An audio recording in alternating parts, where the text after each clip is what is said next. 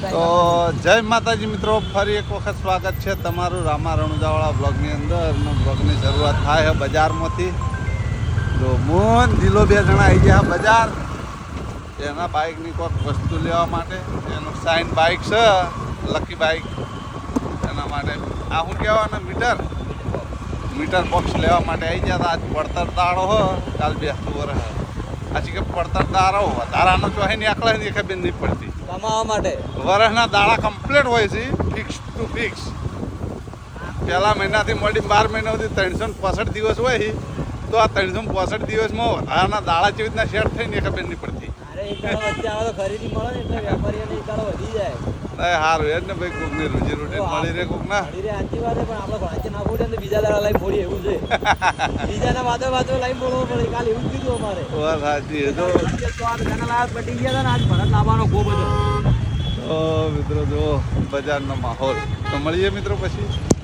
તો મિત્રો અમે ઘેર જઈને દિલીપના 2 જણા ઘેર ગયા, ઘેરથી પાછા રાહુલ 2 જણા આવ્યા. જો બજારમાં ખરીદી બાઇકની સીટ કવર સીટ કવર નખાવ્યો હોય હેડ્યા ઘેર. મળીએ સીધા ઘેર. તો મિત્રો જો આપણે આ ગાડીને રણુજા જવાનું હોય એટલે એલઈડી લાઇટ નખાઈ રહ્યા. એલઈડી લાઇટ આટલી ચકડી લાઇટો હોય પણ મિત્રો આ મૂકી જ છે. સાદી લાઇટો હોય, આરટીઓ માન્ય લાઇટો નખાઈ આપણે. આટલી 4000 રૂપિયાની. કોમેન્ટ કરીને જણાવજો કે તમારા ગામમાં કેટલાની મળે હો. કદાચ આ ભાવને વધારે લઈ જતા હોય તો જોઈ લો. આ રી લાઇટો હોય, કોમેન્ટ કરી દેજો બા તરત ભાવા. કંઈ વધારે પૈસા લેતા હશો ને તો કોમેન્ટ કરી દેજો.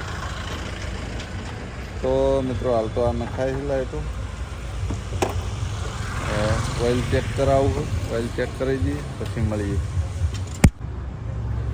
તો મિત્રો હાલ હું ગાડીમાં આવતો હતો તો ગાડીમાં બેઠા બેઠા સ્કેમ થયો. જુઓ દિવાળીમાં કેવો સ્કેમ થયો હું બતાવું તમને.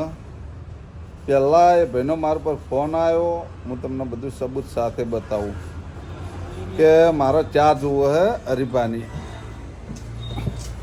કે મારા હરીફાની ચા જુઓ અમુક મળી જાય. એટલે મારી ડીસા તાલુકાની એજન્સી છે એ ભાઈને ખબર હતી કે મારી ડીસા તાલુકાની એજન્સી છે. એટલે કે 10 કિલો ચા જુઓ હ. એટલે મેં કીધું કઈ જગ્યાએ જુઓ હ. એટલે ગામનું નામ ભાઈએ ના આલ્યું. હું કશો હતો નહીં, ગામનું નામ આપણે કોઈ કરવું નહીં. તારે 10 કિલો ચા જુઓ ને કીધું મળી જાય. એટલે એ ભાઈ કહે કે હું તમને ઓળખું છું અને સિટી પોઈન્ટમાં કે આલવાની. હું કશો હતો નહીં, સિટી પોઈન્ટમાંથી તું એ દુકાનનું એડ્રેસ આપ ને એમનો નંબર આપ, અડધો કલાકમાં તારી કાંઈ ચા મળી જાય. એટલે ભાઈ કે પૈસા કેટલા થાય? એટલે મેં કીધું હોલસેલના ભાવે 3900 રૂપિયા હોય તો 3900 રૂપિયા નાખ. એટલે કે ફોનપે નાખું, ગૂગલ પે મૂકું, જેમાં નાખવા એમાં નાખ, મારે ચાલુ હોય. એટલે મિત્રો આ મારી સાથે બન્યું, તમારા કોઈ સાથે ના બને એટલા બ્લોગમાં કહું. બાકી ખોટો તવો બ્લોગમાં કરીને કોઈ મતલબ નહીં. પણ તવો નહીં મિત્રો, આ એક પૂરા રીતની વાત છે. અને જે હકીકત વાત જણાવું પ્રૂફ સાથે બતાવ્યો. હું પ્રૂફ વગર કોઈ દા કહેતો નહીં. અને એ નંબર સાથે બતાવ્યો. તમારો ફોન કરવા હોય તો કરી જોજો. કેમ કે મેં તો રિટર્ન ફોન કર્યો જ નહીં, ભાઈના જ ફોન આવ્યા કરે.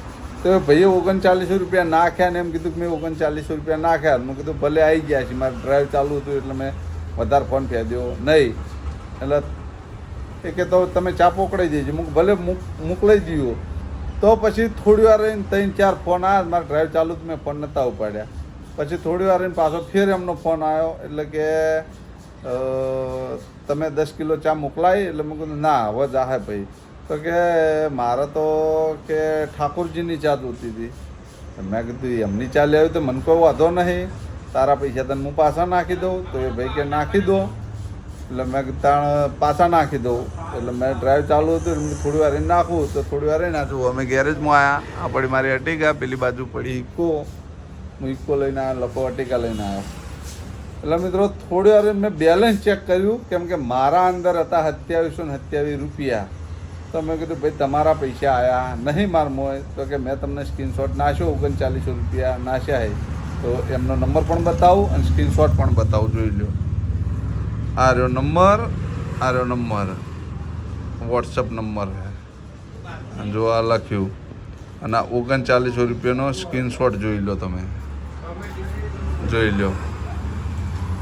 મારું નામ પણ આવે છે, પણ રિયાલિટીમાં મિત્રો એવું હોય. અને એમને પાછું એમ કીધું કે મેં 39 નાખ્યા, મારે ઠાકોરજીની ચા લેવાની છે.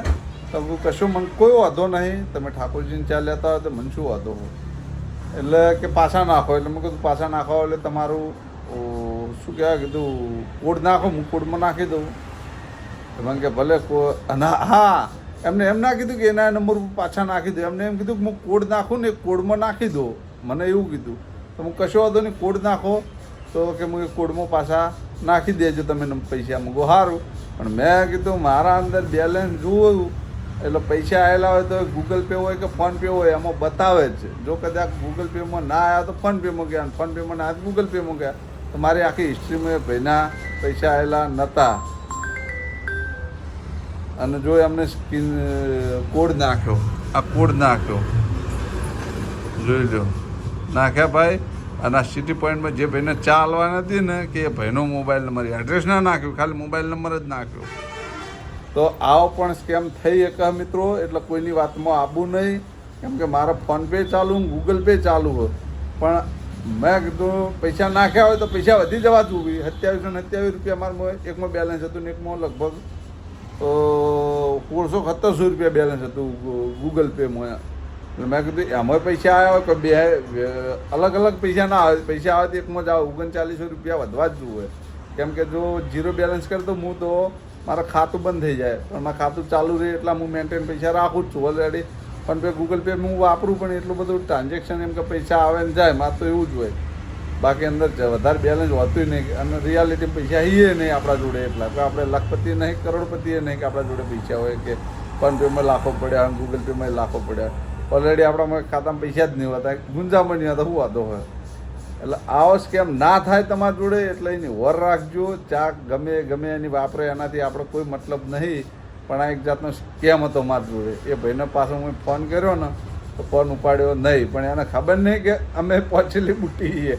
આ નંબર બે સાયબર ક્રાઇમમાં હું આપી જ દેવાનો છું. કેમ કે મારા જોડેથી એવું બીજા જોડે ના થવું જોઈએ. આ બે સાયબર ક્રાઇમમાં એના નંબર પહોંચી જાય, કાઢાવા દે, હોત પડતા નંબર એના બંધ થઈ જાય.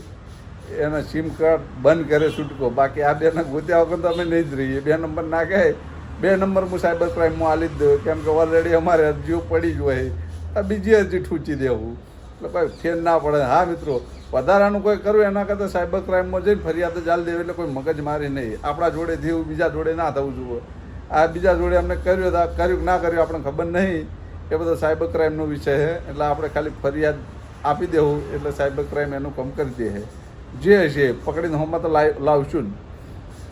અને શિક્ષા તો વાળી જ દેવું, ગમે હોય, ગમે ગોમ ન હોય. તો મિત્રો, મારી જોડે આવો સ્કેમ થયો, તમારા જોડે ના થાય એને ધ્યાન રાખજો. અમારા જોડે બન્યું એટલે મેં તમને જણાવી દીધું. તો મળીએ. આ ગાડીઓમાં ઓઇલને બદલાવાનું, કેમ કે જવાનું રણુજા કાલે. તો જોઈ લો, ઓઇલને બદલાવા આવી ગયા. વધારે બોલાણું તો નાનો ભાઈ સમજીને માફ કરજો. મળીએ. તો મિત્રો જો આમાં એન્જિન ઓઇલ ને કુલન્ટ બે લખાઈ રહ્યું. કુલન્ટે કાઢ્યો ને ચપેલું પડ્યું એન્જિન ઓઇલ. તો મિત્રો જુઓ, કાળું ભમર ઓઇલ નીકળ્યું. કે કેટલો ટાઈમ ફરી છે આ ગાડી. મિત્રો આ લાઈ તારની ખબર નથી કે ઓઇલ બદલ્યું કે ના બદલ્યું. એટલે આપણે આ ઓઇલે બદલાઈ દીધું, કુલન્ટ વોટરે પણ બદલાઈ દીધું. મળી. તો મિત્રો રાતના વાગ્યા છે 12:08. 12:09 હે. તો દરેક ચાહક મિત્રોને ચાયણીના રામ રામ, બેસતા વર્ષના રામ રામ. કેમ કે મિત્રો દિવસ બદલાઈ ગયો, પણ આ બ્લોગ આવી જાય બેસતા વર્ષના દિવસે જ. તો મિત્રો નવા વર્ષના દરેક ચાહક મિત્રોને રામ રામ. અને ભગવાન માતાજી દરેક ચાહક મિત્રોને સદાય ખુશ રાખે એ ભગવાન માતાજીને પ્રાર્થના. મિત્રો હજી તો કહેવામાં કલાક જેવું થાય. અને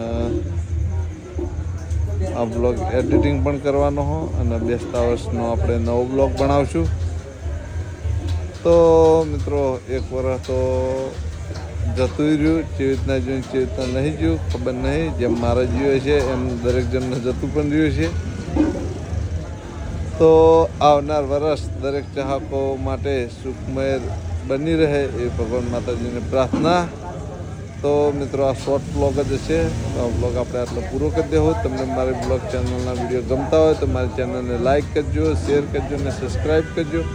ફરી મળશું એક નવા દિવસ સાથે ને એક નવા બ્લોગ સાથે. ત્યાં સુધી દરેક ચાહક મિત્રોને જય રામ આપીશ.